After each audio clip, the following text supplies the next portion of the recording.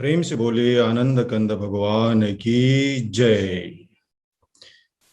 गुरुर् ब्रह्मा गुरुर्विष्णु गुरुर्देव महेश्वरा गुरुर्साक्षात् परं ब्रह्म तस्मै श्री गुरुवे नमः। बंदो गुरुपद कंज कृपा सिंधु नररूप हरि महामोह तब पुंज जासु बचन रवि करनी कर अखंड मंडलाकारं व्याक्तं वेनं चराचरं तत्पदं दर्शितं वेनं तस्मै श्री गुरुवे नमः। प्रेम से बोलिए श्री सद्गुरुदेव महाराज की जय। आदि शक्ति जगजननी श्री माता जी की जय। परम संत श्री हंस जी महाराज की जय। सभी पूजनीय संत महात्माओं की जय। मानव धर्म की जय। आज के इस यूएई वीकली सत्संग में उपस्थित हमारे पूजनीय संत महात्मागण, डॉक्टर जेपी अग्रवाल जी, प्रेमीगण एवं जिज्ञासु सभी को स्वागत और मेरा सादर जय श्री चिचा। हम लोग बड़े भाग्यशाली हैं कि श्री गुरु महाराज जी की असीम कृपा से हर एक दिन हमको विभिन्न स्थानों से संत महात्माओं के अनुभवी प्रेमियों के सत्संग विचार को सुनने को मिल रहा है। तो ज्यादा विलंब न करते हुए आज के कार्यक्रम को शुरू करते हैं एक सुंदर भजन से। और भजन गाने के लिए मैं सिलगुड़ी से जमुना गजमेर जी को मैं अनुरोध करता हूं।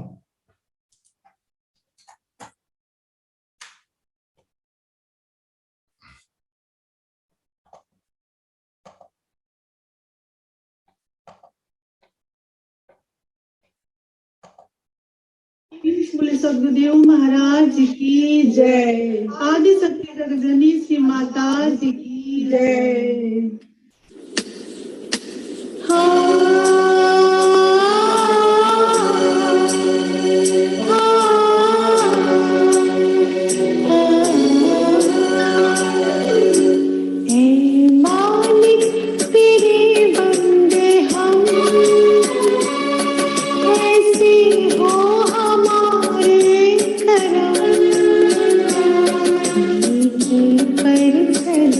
और वही से ताकि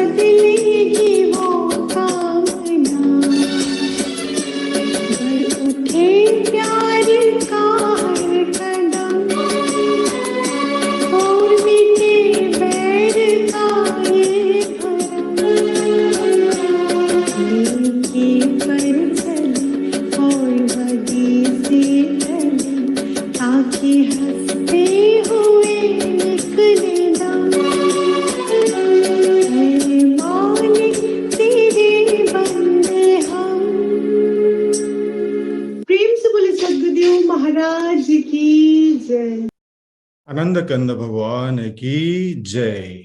अति सुंदर भजन हमारे गुरु बहन जमुना गजमेर जी ने प्रस्तुत किया। आपको बहुत बहुत धन्यवाद।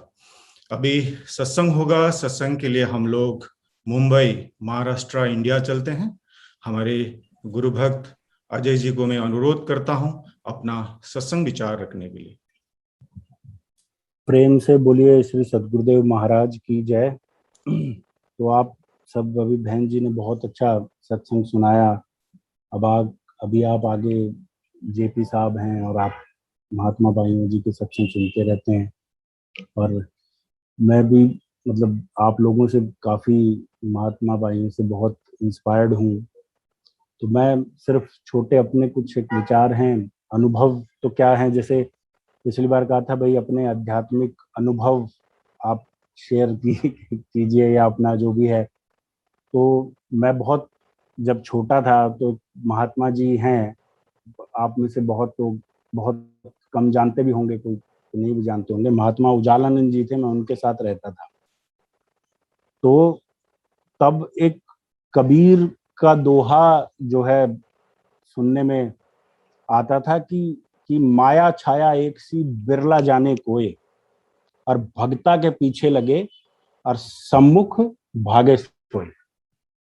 कि माया जो है, जिस माया जो मतलब जो वर्ल्डली मेजर्स हैं जितने भी, माया और परछाई वो एक जैसी है, और उसको अंडरस्टैंड करने वाला बिरला, बिरला मतलब जिसकी काउंटिंग 1000 में से या लाख में से किसी एक की होती है। कि माया छाया एक सी बिरला जाने कोई, कि उसको समझने वाला कोई बिरला है, और भगता के पीछे लगे।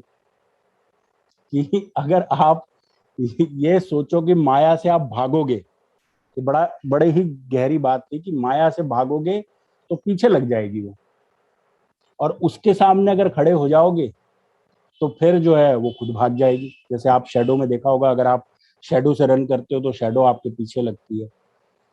तो इस बात से सीखने में ये लगा कि यदि कोई मनुष्य ये सोचे कि मैं जो है भगवान की भक्ति संसार में से कूद के जंप करके किसी गुफा में बैठ जाऊंगा अगर मैं, और भगवान की अगर मैं भक्ति कर लूंगा, तो इस दोहे से तो ये समझ में आता है कि दैट इज नॉट पॉसिबल। उसकी पॉसिबिलिटी नहीं हो सकती है in certain amount of time, but आज के जो समय में उसकी पॉसिबिलिटी इतनी आसान नहीं है। इस बात को अगर समझ, बिरला शब्द उन्होंने इस्तेमाल किया कि कोई बिरला होगा जो कर पाएगा। तो अब ये जो माया है, ये जो सर्कल है, मैं इसके बारे में डिस्कस करना चाहता हूँ कि ये सर्कल क्या है। गुरु महाराज जी आपने सुना होगा, बार बार कहते हैं नाम जप कलु आयु कलु आयु। ये कलु जो है ये क्या है और ये क्यों आ गया है, और अगर आ गया है तो हमारा क्या बिगाड़ लेगा। ये विचार तो सभी को आएगा जब कोई बात सामने आएगी कि भाई नाम जप कलु आयु कलु आयु। ये कलु, ये समय कैसा है जिसमें नाम जपने पे बहुत ज्यादा विशेषता दी गई। तो इसकी पहली विशेषता तो ये है कि सपोज अगर आपको कोई, जो आप दान दक्षिणा मंत्र, जितने भी धार्मिक जो वेद ग्रंथ, उनके अलग अलग तरह के एडिशन पैदा हो गए हैं, उनकी जो प्योरिटी है वो मिसलीड होती जा रही, उनकी प्योरिटी मिसलीड होती जा रही है। तो बचा क्या जो आपको प्योरिटी की तरफ ले जा सकता है? तो वो गुरु महाराज जी कहते हैं वो बचा नाम। जैसे हम इस प्रोग्राम को कहते हैं कि भाई हम सत्संग कर रहे हैं। ये सत्संग क्या होता है? व्हाट इज सत्य? संग तो ये है कि आप उसके साथ यूनिटी करने की कोशिश कर रहे हो, पर ये सत्संग क्या है, ये सत्य क्या है? जैसे इंग्लिश में एक फ्रेज आता है यूनिवर्सल ट्रूथ, कहते हैं the sun rises from the east. The sun rises from the east, ये यूनिवर्सल ट्रूथ है, इसको आप बदल नहीं सकते। तो जो चीज बदली ना जा सके, जिस चीज में आप मॉडिफिकेशन ना कर सको, वो सत्य है। जिसके आप एडिशन ना बना सको, एडिशन मतलब आपने गीता का देखा होगा कि फला प्रकाशन इतना कॉपीराइट, इतने सन का प्रकाशन, ये सब आ गया है, तो हर चीज का एक एडिशन आ रहा है, बट कोई एक चीज ऐसी है जिसका ना एडिशन कभी बना है, ना कभी था, ना कभी होगा। वही सत्संग है, वही सत्य है जो अनचेंजेबल है, और वही सत्संग है। तो कलयुग में एक क्वालिटी है कि जो जो आप सत्य के साथ इजीली जुड़ पाओगे, बशर्ते, जैसे कबीरदास बात कहते हैं कि बिरला, कि आप उसके साथ अगर कनेक्ट होगे तो आपका जुड़ाव आसानी से होगा, पर आपको थोड़ा सा माया के सामने फेस होके खड़ा, उसको फेस करना पड़ेगा। अब जैसे गुरु महाराज जी बार बार अपने सत्संग में रिक्वेस्ट करते हैं कि भाई सद्भावना, कि सद्भावना और दुर्भावना, अब सद्भावना का उल्टा हम समझे तो वो हो गई दुर्भावना। दुर्भावना क्या कर सकती है, सद्भावना क्या कर सकती है? तो उन्होंने कहा कि भाई सद्भावना से हम इस संसार में उस सत्य की तरफ बढ़ सकते हैं। सद्भावना में बहुत बेसिक एलिमेंट्स जोड़ रहा हूं कि सद्भावना आएगी कैसे। जब आप ये समझ पाओगे कि आप में और मकड़ी में कोई अंतर नहीं, और ना बेसिक फॉर्मुलेशन लेवल, जैसे गुरु महाराज जी ही हर बार सत्संग में सुनाते हैं, कहते हैं कि कहीं का भी पानी ले लो, आप नदी का पानी ले लो, नाले का पानी ले लो, जो उसका बेसिक स्ट्रक्चर है वो H2O ही रहेगा, वो तत्व से सेम रहेगा। और साइंटिस्ट जो है किसी भी वाटर में भेदभाव नहीं कर सकता जो तत्व से जानता है। तो सद्भावना तभी आएगी जब आप उस तत्व को पकड़ेंगे। उस तत्व को पकड़ने का तरीका एक है जो गुरु महाराज जी ने हमेशा कहा कि नाम जप कलु आयु कलु आयु।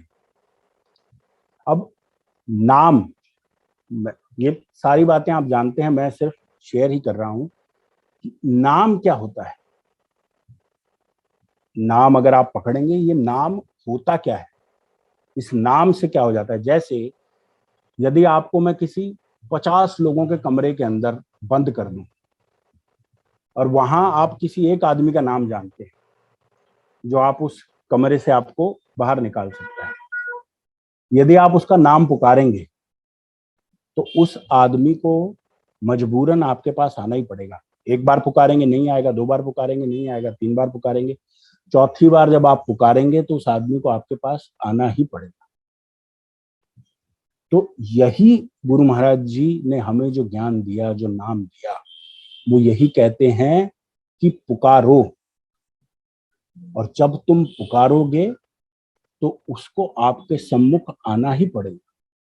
क्योंकि in this world of darkness, whatever you are living in this world of darkness, when he has given you a point of light, you need to call his or her name. तो जब आप वो नाम पुकारोगे तो उसको आपके सामने आना ही पड़ेगा। अभी कई हमारे जैसे प्रेमी जन हैं, भगत हैं, एक भजन गाते हैं कि सदगुरु पैया लागू नाम लखाए दीजो रे। सदगुरु पैया लागू नाम लखाए दीजो रे। इस भजन की पहली लाइन में एक बात तो पहली होती है कि सदगुरु ही नाम को लखा सकते हैं। तो पहला टास्क तो ये हो गया कि आपको सदगुरु को पहचानना है। आप जितने भी हम प्रेमी लोग हैं, हमारी किस्मत आप कह लीजिए, भाग्य अच्छा है कि हम सीधा जुड़ गए। बहुत से लोग तो ऐसे भी हैं जो मंदिर में जाते हैं, मैं किसी की निंदा नहीं करना चाहता, या ना मैं अच्छा बुरा किसी को कहना चाह रहा हूँ, बट ये है कि आप लोग तो डायरेक्ट ही जुड़ गए। अब सदगुरु पैया लागू नाम लखाए दीजिए। अब इस बात को अगर आप इस पहली लाइन को पकड़ लें तो इसमें इतना गहरा रहस्य छुपा है कि इसका मतलब उस नाम को देखा तो जा सकता है। अगर देखा नहीं जा सकता तो जिसने भजन लिखा वो ये नहीं कहता कि मेरे को नाम दिखा दो। अब इसका अर्थ जैसे कहते हैं, मान लीजिए आप ने जब तक सेब नहीं देखा था, छोटा बच्चा होता है, मान लो छोटे बच्चे ने कैक्टस नहीं देखा है, तो वो सिर्फ किताब में लिखता है कैक्टस, कैक्टस उसकी फोटो देखता है, कैक्टस कैक्टस उस पर रटता रहता है।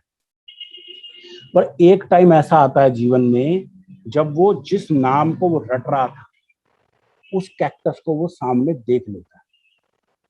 यानी नाम के दो स्वरूप हैं, एक है अप्रत्यक्ष, एक है प्रत्यक्ष। अब इसमें ये बात है कि आपकी मेहनत कितनी, खोज कितनी।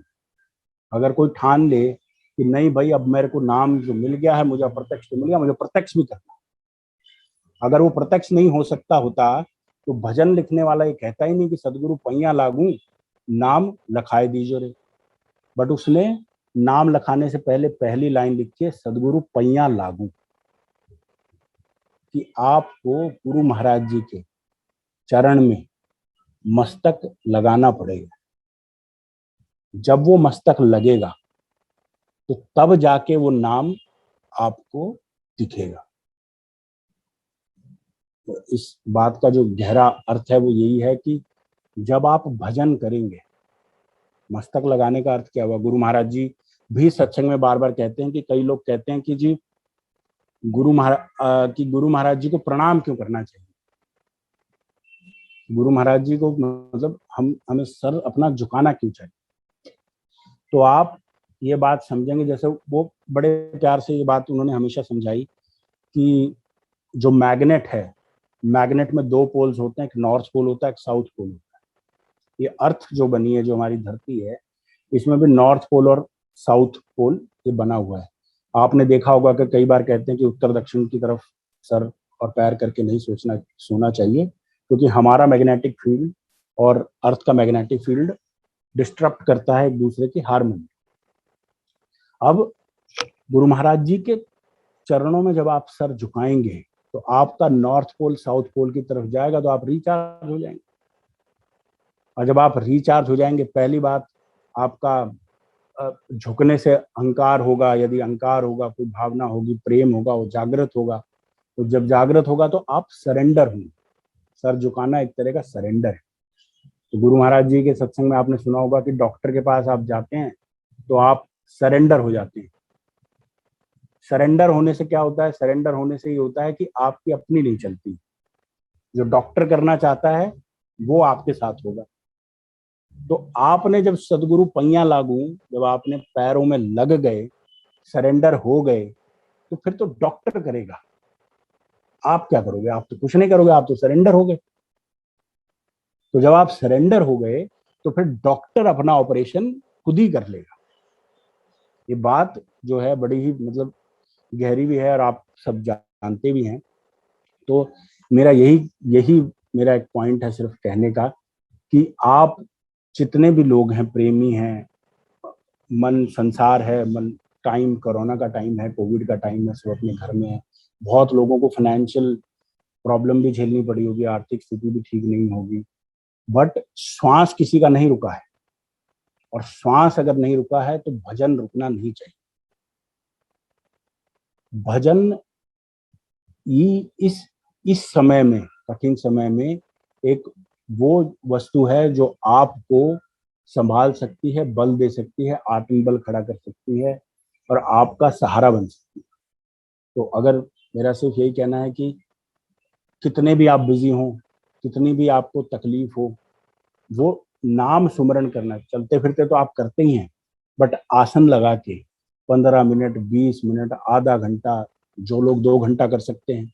जैसे जेपी जी ने एक बार सत्संग में कहा था, भाई 2 घंटे से पहले तो भजन शुरू नहीं होता, तो 2 घंटे में पहुंचने से पहले आधा घंटा पार करना पड़ेगा। तो आप वो पहले अगर आप नहीं कर पा रहे हैं तो वो आधा घंटा आप उसको पकड़िए। जैसे गुरु महाराज जी अपने सत्संग में साफ साफ कहते हैं कि रे मन धीरज क्यों न धरे। उनके दोहे में एक खास बात है कि माली सींचे 100 घड़ा, ऋतु आए फल होए।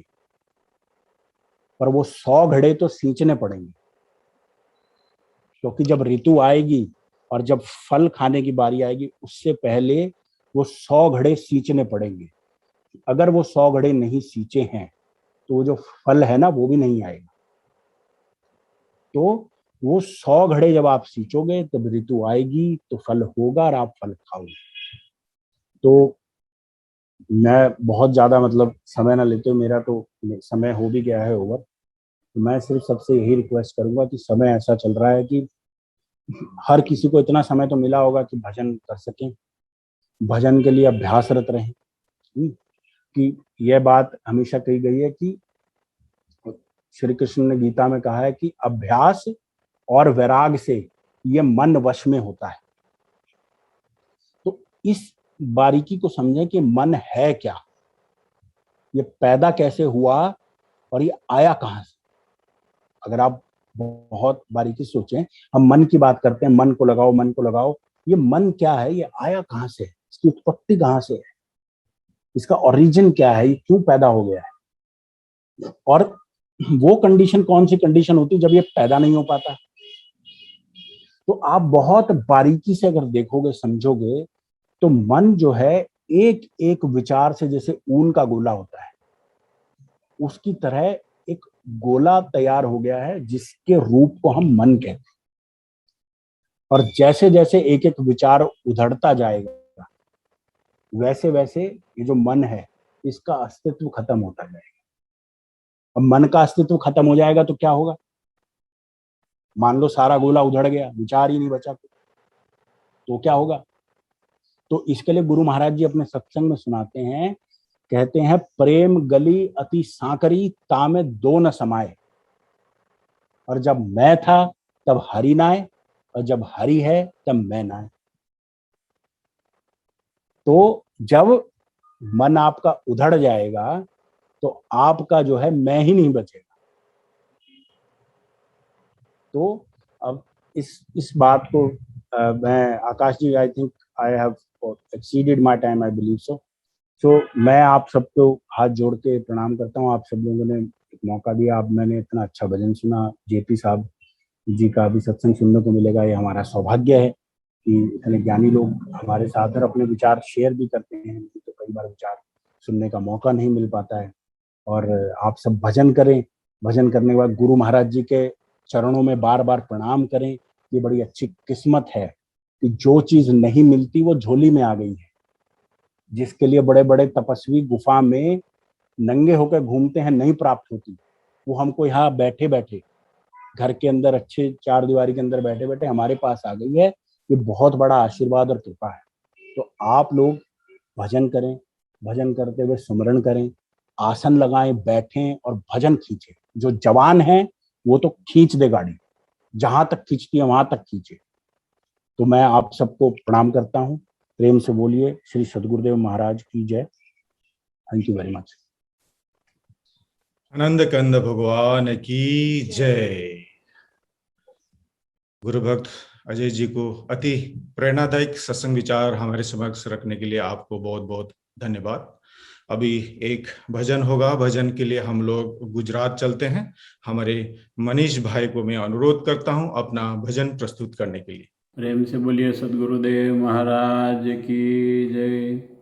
धूल तेरे चरणों की सद्गुरु, चंदन और अबीर बनी, जिसने लगाई निज मस्तक पर, उसकी तो तकदीर बनी।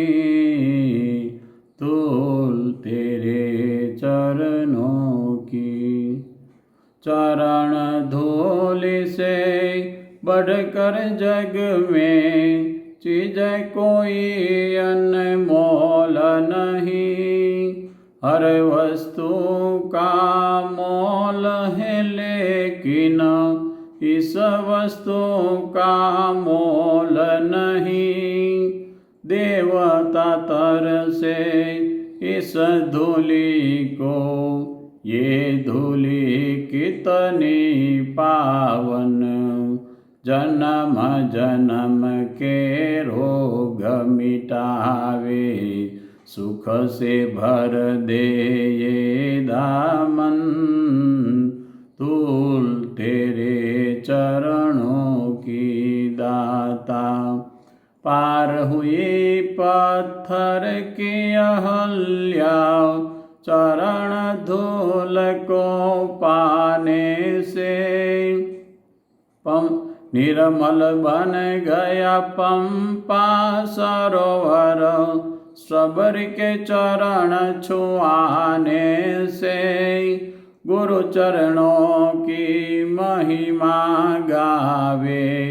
युग युग में सब वेद पुराण काले कौवे हंस बन गए। चरण धूल में करके स्नान धूल तेरे चरणों की दाता। जिन चरणों में गंगा बहती उन चरणों में मोक्ष मिले। पड़ा रहे जो चरण धूल में ना डोले ना कभी हिले। लाखों पत्थर हीरा बन गए यारे इन चरणों को थाम। पूर्ण सद्गुरु के चरणों में बसते हैं मेरे चारों धाम। धूल तेरे चरणों की दाता। चंदन और अबीर बनी धूल तेरे चरणों की सद्गुरु। सभी को मेरा सादर अभिवादन। अभी हमने बहुत सुंदर भजन सुना। सुनो सुनो बचन नर नारी हरि भजन करो सुखारी। जिन रचा शरीर तुम्हारा उसका क्यों नाम विसारा। खाना पीना सो जाना सब काम है पशु समाना। सज्जनों, ये वास्तविकता है कि व्यक्ति खाने पीने में ही उलझ गया है। कबीर साहब कहते हैं ये जग अंधा मैं के ही समझाऊं।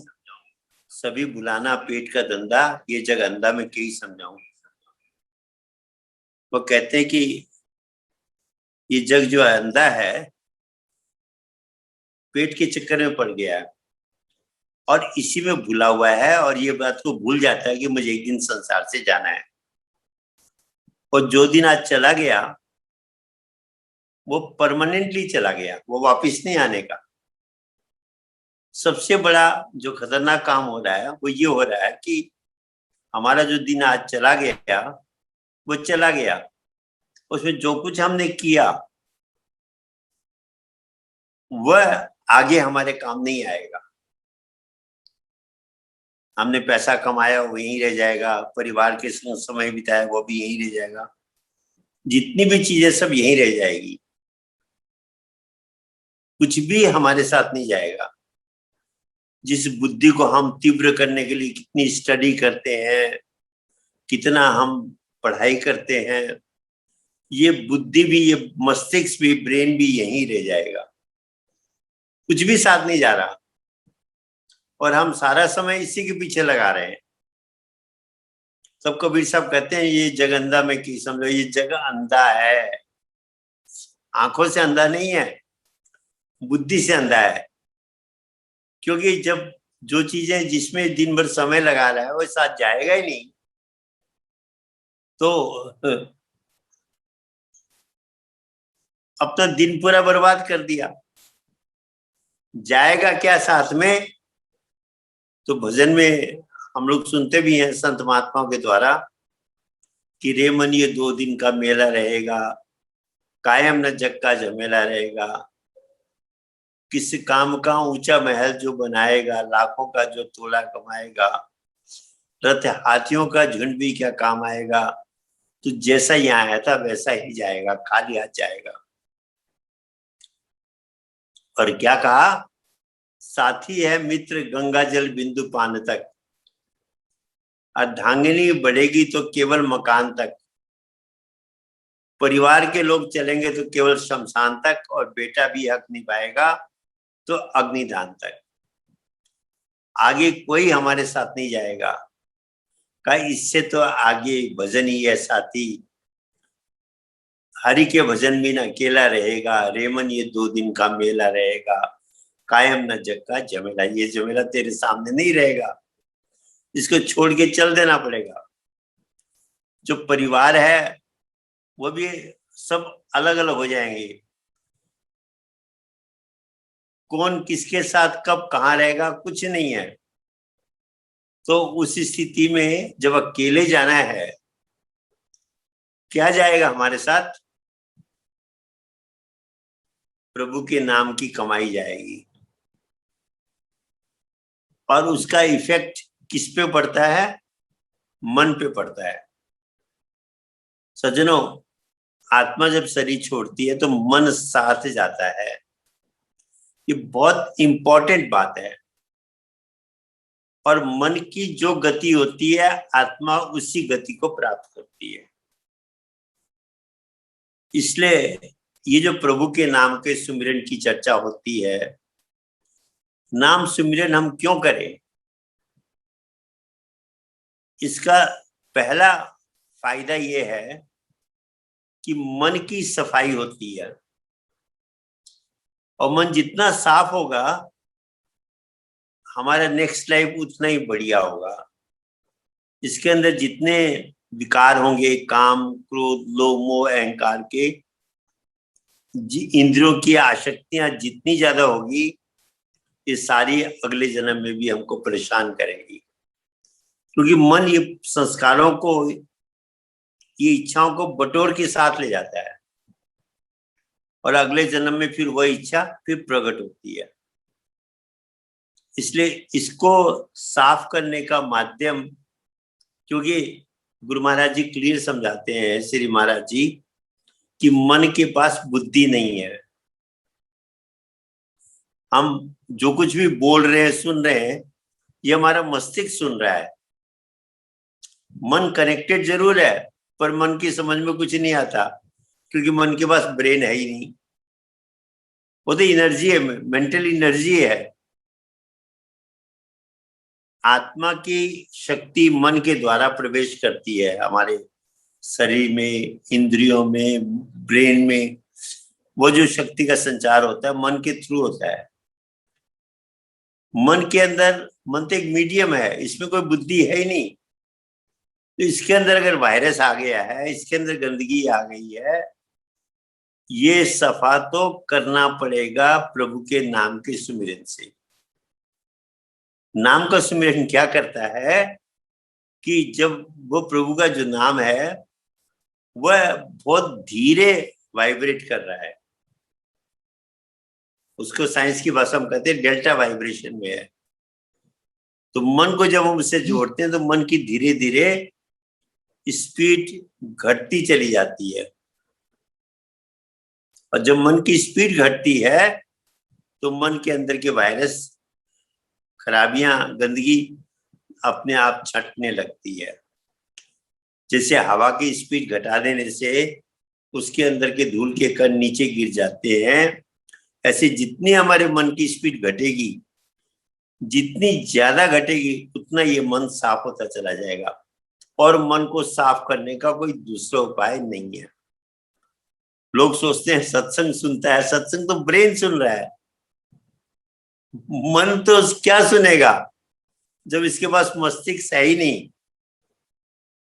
इसको साफ करने का तो एक ही माध्यम है, इसकी स्पीड घटानी पड़ेगी।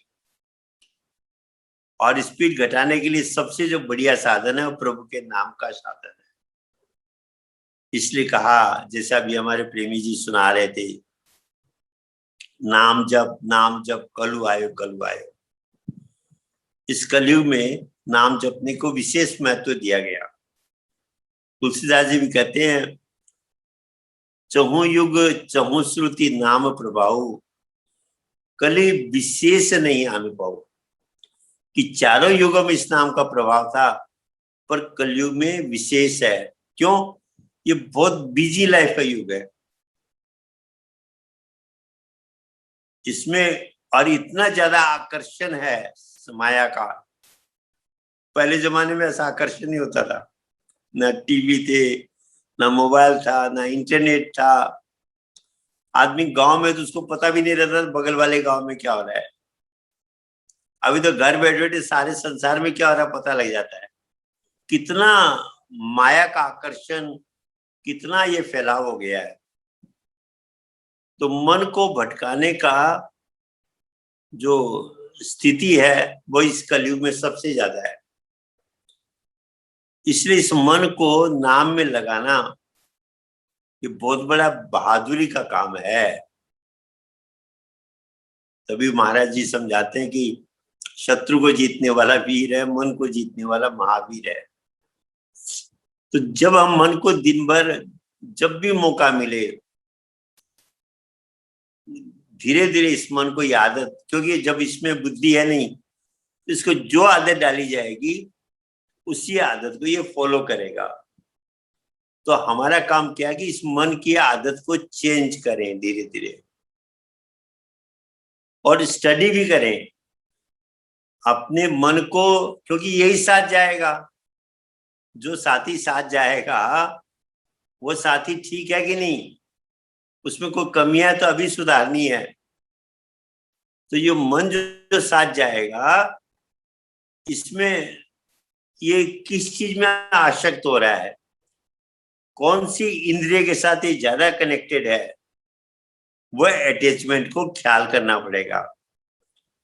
भगवान कृष्ण गीता में कहते हैं एक भी इंद्रिय के साथ ये मन ज्यादा अटैच हो गया, वही मन इंद्रिय मन का हरण कर लेती है, मन को फिर उसी में डुबा देती है।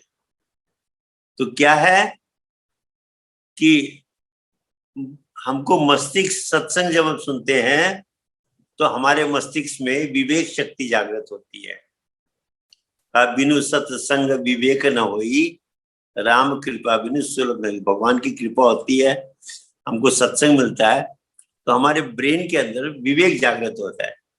विवेक का मतलब है कि समझ आती है कि ये मेरा मन, हम स्टडी करने लग जाते हैं अपने मन को कि मेरे मन की स्थिति आज के दिन कैसी है, इसके अंदर किसकी चीज के विचार आ रहे हैं, ये किसकी चीज की तरफ ये भाग रहा है। ये स्टडी करने का मौका सत्संग हमको एक प्रेरणा देता है, ये क्षमता देता है। तो जब हम मन को स्टडी करेंगे तो धीरे धीरे हमारा प्रयास होगा कि मैं इस मन को साफ करूं। इसके अंदर जो काम, क्रोध, लोभ, मोह, अहंकार के वायरस है, गंदगी है, इससे इसको साफ करूं। और इसका एक ही उपाय है प्रभु के नाम का सिमरन, दूसरा कोई उपाय नहीं है। और नाम भी कौन सा? जिस नाम को हमने गर्भ में जपा था। अभी जैसे हमारे प्रेमी जी सुना रहे थे कि गुरु पैया लागू नाम लखाई दीजो रे। लोग सोचते हैं नाम बहुत सरल चीज है। सज्जनों, नाम को समझना, नाम से मन को जोड़ना सरल है भी और नहीं भी है। क्योंकि तभी तो ब्रह्मानंद संत कहते हैं निरंजन माला घट में फिरे दिन रात, ऊपर आवे नीचे जावे, श्वास श्वास चल जात, संसारी नर जाने नहीं, वृथा उम्र ब्यात। और अंत में क्या कहते हैं?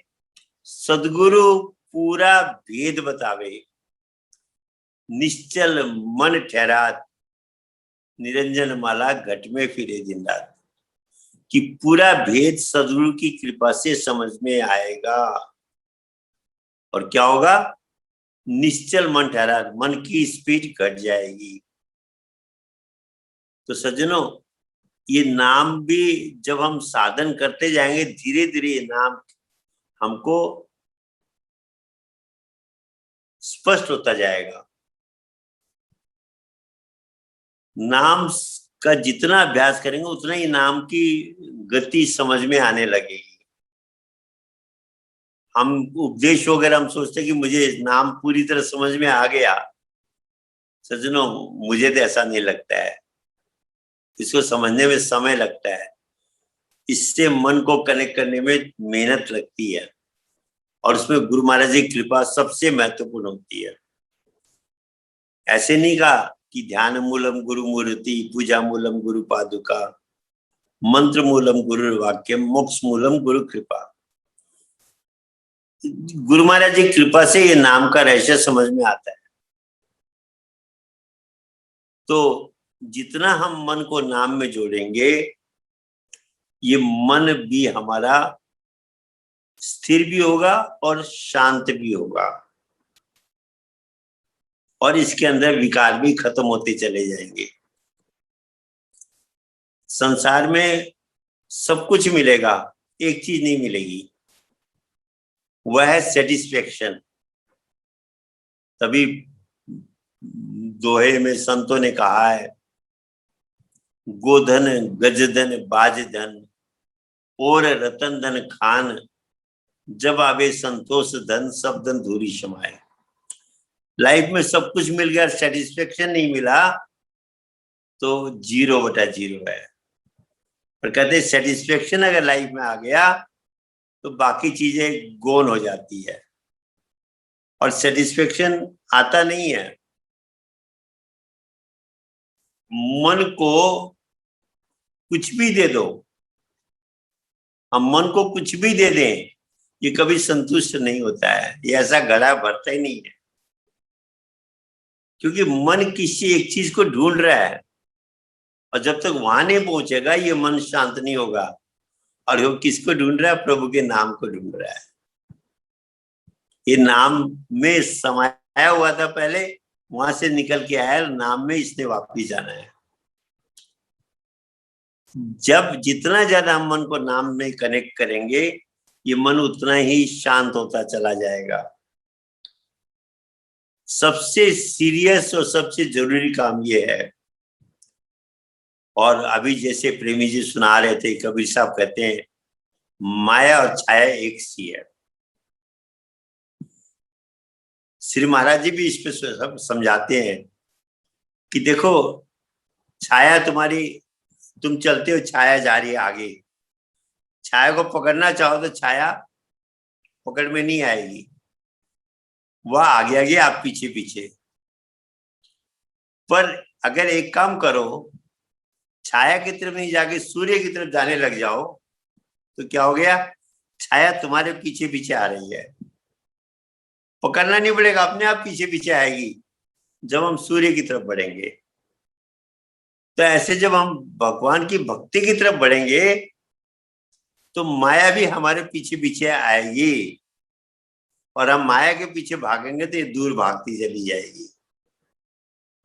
इसलिए बुद्धिमान वह है जो प्रभु के प्रति अपने मन को जोड़ता है, तो माया उसके पीछे चलती है। नारायण की तरफ जाएंगे तो लक्ष्मी पीछे आएगी आएगी। इसलिए कहा माया छाया एक जैसी है। तो सज्जनों, भक्ति का जो रहस्य है वो यही है कि हम मन को ईश्वर में जोड़े, प्रभु के नाम में जोड़े। आजकल बहुत बड़ी कंफ्यूजन हो गया है। कोई कहता है जी भक्ति योग श्रेष्ठ है, कोई कहता है जी ज्ञान योग श्रेष्ठ है, कोई कहता है जी कर्म योग श्रेष्ठ है, कोई कहता है जी ध्यान योग श्रेष्ठ है, कोई कहता है राजयोग श्रेष्ठ है, कोई कहता है हठ योग श्रेष्ठ। इतने योग बन गए तो एक सिंपल व्यक्ति कंफ्यूज हो जाता है कि मैं कौन सा योग करूं।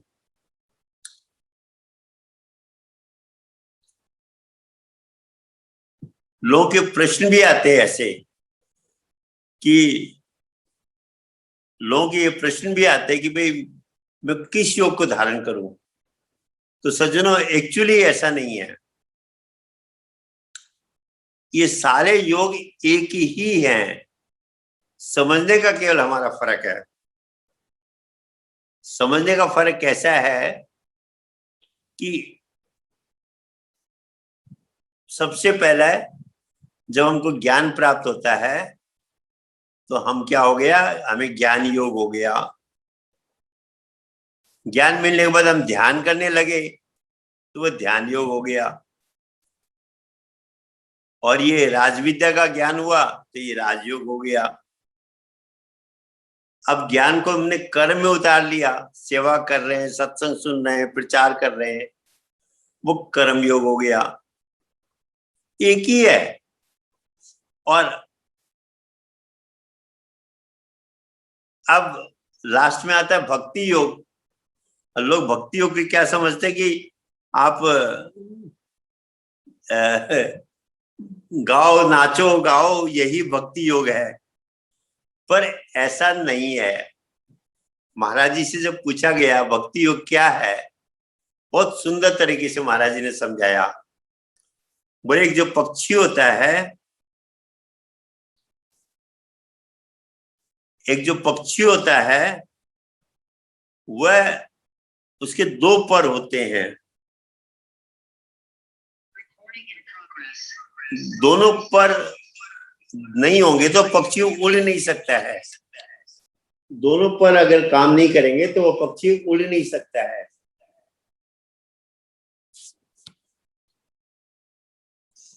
तो मैं कह रहा था कि ये जो भक्ति युग क्या है, दोनों भक्ति और ज्ञान और कर्म का जिसके जीवन में समन्वय हो गया, वह भक्ति योग है। जैसे फॉर एग्जाम्पल लीजिए, एक व्यक्ति को चाय बनानी आती है, वो चाय पीना चाहता है, उसको चाय बनानी भी आती है, पर उसने चाय बनाई नहीं, क्या वो चाय पी पाएगा? आप कहेंगे नहीं, चाय तो बनानी आती है पर उसने बनाई नहीं तो कैसे पी लेगा। दूसरा व्यक्ति है, उसको चाय बनानी नहीं आती और वह चाय बना के पी लेगा? आप कहेंगे नहीं पी सकता, उसको बनानी नहीं आती, कैसे चाय बनानी है। तीसरा व्यक्ति है, वो चाय बनाना भी जानता है और चाय बनाता भी है, वो चाय को पी पाएगा क्योंकि उसको चाय बनाने का ज्ञान भी है और उसने चाय बनाने का कर्म भी किया, तो वह चाय को पी पाएगा। ऐसे ही भक्ति कौन कर सकता है? जिसको ज्ञान प्राप्त होगा, सदगुरुदेव महाराज से ज्ञान प्राप्त होगा, स्पिरिचुअल मास्टर से ज्ञान प्राप्त होगा, फिर वह सेवा करेगा, सत्संग सुनेगा, प्रचार करेगा, भजन करेगा। ये जो कर्मों का कॉम्बिनेशन है, ये ज्ञान और कर्म का जिसके लाइफ में कॉम्बिनेशन हुआ वो भक्ति है और वो भक्त कहलाता है। ज्ञान लेकर घर में बैठने वाला भी भक्त नहीं कहलाता, और ज्ञान ही नहीं है और वह बहुत कुछ कर रहा है, वह भी अधूरा है। इसलिए पहले उस प्रभु के नाम का ज्ञान होना पड़ेगा, उसके बाद जब हम सेवा सत्संग प्रचार करेंगे तब ये ज्ञान और कर्म का समन्वय होकर भक्ति होगी। ज्ञान है नहीं, वही तो रामायण में कहा, नाम राम को अंक है और साधन सब शून्य, अंक लगे 10 गुण्य है, अंक बिना सब शून्य है। कहते हैं भगवान का जो नाम है वह एक है। एक के आगे आपने जीरो लगा दी, कितने हो गए? 10 हो गए। एक जीरो लगा दी 100 हो गया, एक जीरो लगा दी 1000 हो गया, और एक जीरो लगा दी 10,000 हो गया। अब आप एक काम करें, उससे एक को हटा दें, कितना रह गया? 9,999। आप कहेंगे नहीं जी सब जीरो हो गया, उसका वैल्यू एक के कारण था, एक के हटते सब जीरो हो गया। तो तुलसीदास जी कहते हैं भगवान का जो नाम है वह अंक है, एक है। उसके बाद आप सेवा करो, सत्संग सुनो, दान करो, जो जो कुछ भी कर्म करते हो वो सब ऐड होते चले जाएंगे। और अगर नाम नहीं है तो सब गड़बड़ है। इसलिए कहा नाम लिया तिने सब लिया, सकल वेद का भेद। कबीर साहब कहते हैं चारों वेदों का जो इसेंस है वो प्रभु का नाम है, और एक्चुअली है। संतों की वाणी अटपटी जरूर है, पर कहते हैं अटपटी झटपट लगे न कोई, जो झटपट लगे तो चटपट दर्शन हुए। चारों वेदों का इसेंस नाम कैसे है? एक साइंटिफिक बात हम लोग करते हैं। आप देखिए, ये क्रिएशन जब हुआ, साइंस भी इस बात को कहती है, अध्यात्म भी इस बात को कहता है कि एक वाइब्रेशन प्रकट हुआ, जिसको साइंस प्राइमोर्डियल वाइब्रेशन कहती है। बाइबल में जिसको वर्ड कहा, हमारे यहाँ शास्त्रों में अक्षय ब्रह्म कहा। वह साउंड, वह वाइब्रेशन प्रकट हुआ और उसने क्रिएशन शुरू किया। उस अक्षय ब्रह्म को लेके जो वेद बना वह ऋग्वेद है, इसलिए सबसे प्राचीन ऋग्वेद को माना जाता है। अक्षय ब्रह्म ने जब सृष्टि रचना शुरू की, तो रचना करने के लिए तो वेलोसिटीज में चेंज लाना पड़ेगा, वाइब्रेशन में चेंज आना पड़ेगा। तो क्या हुआ कि ये इससे क्या होगा, उसकी फ्रीक्वेंसी चेंज हो गई, तो उस वाइब्रेशन का जो रूपांतरण हुआ तो उसने म्यूजिक का रूप ले लिया। आप देखिए ना, धुन जब चेंज हो गई, वह एक तरह का मेलोडियस वाइब्रेशन में आ गया, तो वह संगीत का रूप ले लिया। वह जब रूप चेंज हुआ, उसको लेकर जो वेद शास्त्र बने वो बना सामवेद। अब दो वेद बन गए, एक ही अक्षय ब्रह्म ने दो रूप ले लिए। उसके बाद उसने अपने वाइब्रेशन की फ्रीक्वेंसी और चेंज की, उसने प्रकाश का रूप ले लिया। साइंस इस बात को कहती है, light is vibration of photons. Light भी अपने आप में एक स्पंदन है, वाइब्रेशन है। तो जब उस नाम ने अपना वाइब्रेशन चेंज किया, तो उसने प्रकाश का रूप ले लिया, जिसको हम भर्गो ज्योति कहते हैं, नूर इलाही कहते हैं, स्पिरिचुअल लाइट कहते हैं, आत्म ज्योति कहते हैं। ये शब्दों का झगड़ा है। उसको लेकर जो शास्त्र बना, जिसमें गायत्री मंत्र भी है, वह है यजुर्वेद बना। उसी नाम ने 3 वेद रचना कर दिए। नाम ने अपनी वाइब्रेशन में फिर रूपांतरण किया, अपनी फ्रीक्वेंसी और घटाई, लिक्विड का रूप ले लिया। आप देखिए, बर्फ सॉलिड हो गया, आप गर्म करिए पानी बन गया, गर्म करिए भाप बन गया, और गर्म करेंगे तो ईथर बन जाएगा। वाइब्रेशन के चेंज होने से चीज का रूप भी चेंज हो जाता है। तो जब उसने अपने उस अक्षय ब्रह्म ने अपनी स्पीड और घटाई, उसने क्या लिया, लिक्विड का फॉर्म ले लिया, जिसको हम अमृत कहते हैं, और उससे हमारे अथर्ववेद की रचना हुई। तो चारों वेदों की रचना किसके कारण हुई, उसी एक नाम के कारण, अक्षय ब्रह्म के कारण। तभी कबीर साहब कहते हैं, नाम लिया तिन सब लिया, सकल वेद का वेद। चारों वेदों का जो वेद है वो समझ में आ गया, जिसने उस नाम को, अक्षय ब्रह्म को, गुरु महाराज जी की कृपा से जान लिया। उससे बड़ी कोई उपलब्धि नहीं है। तभी तो मीराबाई कहती है, पायो जी मैंने नाम रतन पायो, वस्तु अमोलक दी मेरे सदगुरु, करी कृपा अपनायो। पायो जी मैंने नाम रतन धन पायो, खर्च न होवे चोर न लेवे, दिन दिन बढ़त सवायो। पायो जी मैंने नाम रतन धन पायो। और यही बात धर्मदास कहते हैं, गुरु पैया लागू नाम लखाई दीजो रे, जन्म जन्म का सोया मेरा मनवा, शब्दन मारे जगाए दीजो रे। विस्की लहर उठत घटमाई, अमृत बूंद चुआई दीजो रे, गुरु पैया लागू नाम लखाई दीजो रे।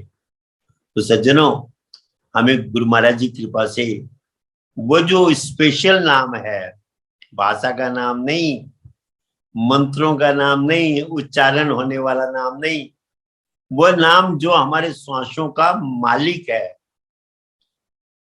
एक बात, इंपॉर्टेंट बात में करके आज अपना हम यहाँ विश्राम लेंगे। एक बार श्री महाराज जी सिक्किम में गए हुए थे। वहां जो चीफ जस्टिस के ने अपने घर में महाराज जी को निमंत्रण दिया, उसकी जो वाइफ थी बहुत बड़ी विद्वान थी। उसने कई प्रश्न किए, उसमें एक प्रश्न ये था महाराज जी से कि महाराज जी, व्हाट इज प्राणायाम? प्राणायाम क्या है? अब हम तो सोचे महाराज जी कहेंगे प्राणायाम है श्वासों का, ये ऊपर नीचे करना, रेचक पूरक और कुंभक। पर महाराज जी ने वहां एक स्पेशल आंसर दिया। महाराज का प्राणायाम का मतलब था प्राण प्लस आयाम इज इक्वल टू प्राणायाम। आयाम का मतलब डायमेंशन होता है किसी चीज का। हम कहते हैं ना, तो पहले विज्ञान ने 3 डायमेंशन का पता लगाया, लेंथ, ब्रेथ एंड हाइट, लंबाई, चौड़ाई और ऊंचाई। 3 आयाम में ये संसार बना हुआ है। ये विज्ञान ने शुरू में माना। 3 डायमेंशन वर्ल्ड को विज्ञान ने स्वीकार किया। उसके बाद जब विज्ञान में और प्रगति आई तो विज्ञान ने स्पेस एंड टाइम को चौथा डायमेंशन के रूप में लिया।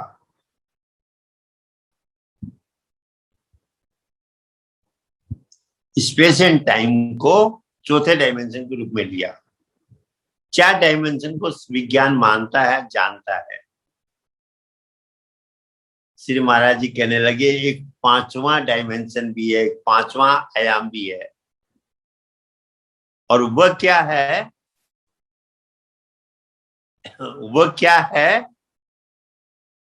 वह प्राणों का आयाम है। वह पावर जो प्राणों को चला रहा है, श्वासों को चला रहा है, वो जो प्रभु का नाम है, वो 5वां डायमेंशन है। उसको जानना ही वास्तविक प्राणायाम है। विचित्र बात थी, वास्तव में जो महापुरुष होते हैं वह रटी रटाई बातें नहीं करते हैं, वो वह बातें करते हैं जो कभी नहीं सुनी हुई हो। तो बोले एक्चुअल जो प्राणायाम है वो प्राण के आयाम को जानना है। द पावर जिसके कारण हमारे श्वास चल रहे हैं उसको जानना, वो 5वां आयाम है और वह है प्राणों का आयाम। एंड दैट इज एक्चुअल प्राणायाम। तो सज्जनों, वह प्रभु का नाम ही वो प्राणायाम है। उसको जाने, उसका भजन करें और होल डे में 24 घंटे में ये कुछ ही नहीं कर रहा है। सबसे बड़ी बात है, थोड़ी हमको सावधान होना पड़ेगा कि मन जिस चीज में भी दिन में जा रहा है इसको टाइम टाइम में नाम में लगाएं और धीरे धीरे इसकी आदत को चेंज करते जाएं। ये करना पड़ेगा, नहीं तो जो दिन हमारा चला गया वो वापिस नहीं आने का।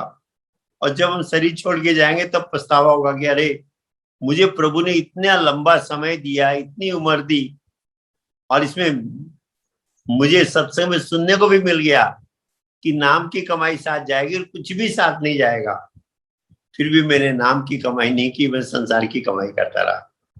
तो सज्जनों, ये सबसे जरूरी काम है।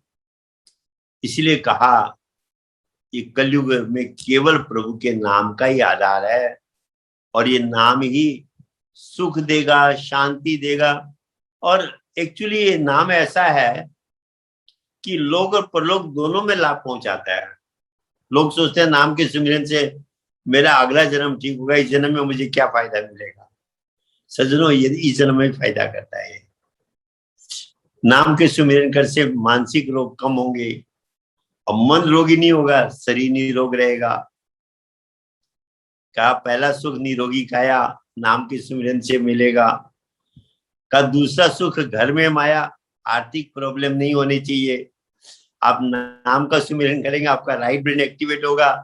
वो राइट ब्रेन आपको आर्थिक रूप से भी कमजोर नहीं होने देगा अगर आप सचमुच सुमिरन कर रहे हैं। तो डुप्लीकेट करते हैं तब तो कोई उपाय नहीं है। वो माया में भी आर्थिक रूप से भी आपको तकलीफ नहीं पाने देगा। तो का दूसरा सुख घर में माया, तीसरा सुख का पुत्र आज्ञाकारी। आप अगर नाम का सुमिरन करते हैं तो आपके घर परिवार वाले भी आपको इज्जत और सम्मान देंगे, क्योंकि आपका व्यवहार अच्छा होगा। आपका व्यवहार ऐसा होगा कि वो आपकी बात को मानेंगे, आपको सम्मान देंगे। चौथा सुख पतिव्रता और नारी। जो नाम का सुमिरन करने वाले होते हैं पति पत्नी लॉयल होते हैं। कहते 5वां सुख जल बिच वासा।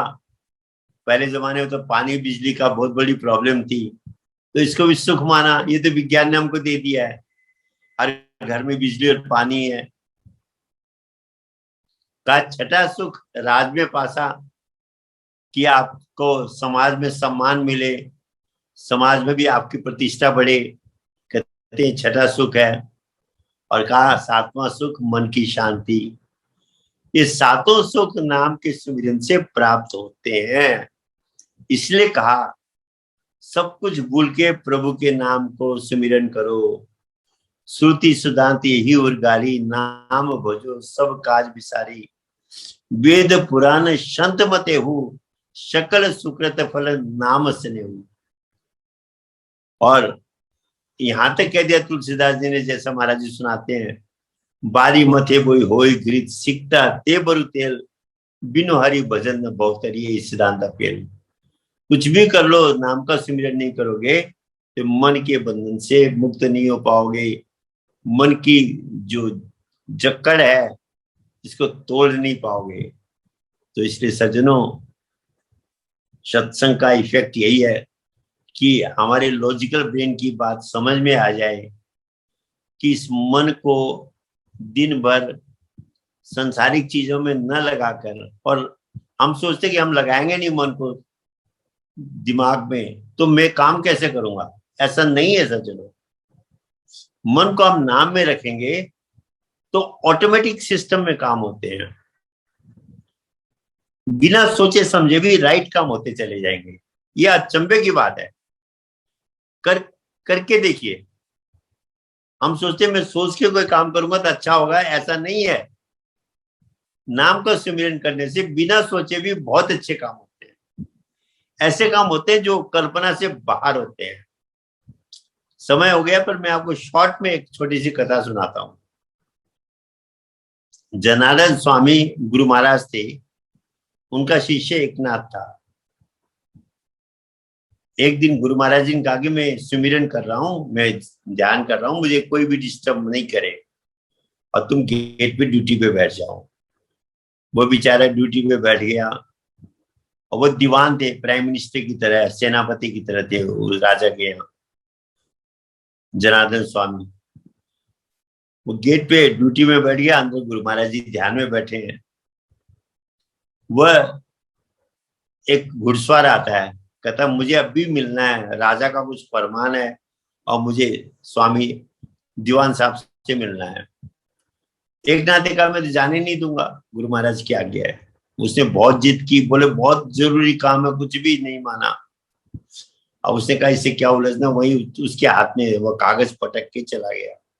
राजा का फरमान था। खोल के देखा तो पता लगा कि शत्रु ने आक्रमण कर दिया है। सेना जब तक दीवान साहब नहीं जाएंगे लड़ेगी नहीं, इसलिए दीवान साहब को तुरंत फील्ड में पहुंचना है, युद्ध के मैदान में। अब विचित्र स्थिति है, इधर गुरु महाराज जी ने कह रखा मुझे उठाना मत, उधर राजा का ये कितना टिपिकल संदेश है, अगर नहीं उठाते हैं तो सारा शत्रु आक्रमण कर लेगा, सेना लड़ेगी नहीं, राजा हाथ से चला जाएगा। गुरु महाराज जी कहेंगे तेने क्या किया। हम क्या करते, गुरु महाराज जी को उठाते, दूसरा ऑप्शन ही नहीं था। और ऐसा किया है कई बार शिष्यों ने, और उससे नुकसान ही हुआ है सज्जनों। कई बार की सिचुएशन में हमने ये चीज देखी है कि इमरजेंसी समझ के गुरु महाराज जी को उठाया गया और वो काम बिगड़ा और भी बिगड़ा, क्योंकि जब गुरु महाराज जी ध्यानस्थ होते हैं तो डिस्टर्ब नहीं करना होता है। अब उस समय क्या हुआ, उसको इंट्यूशन हुआ,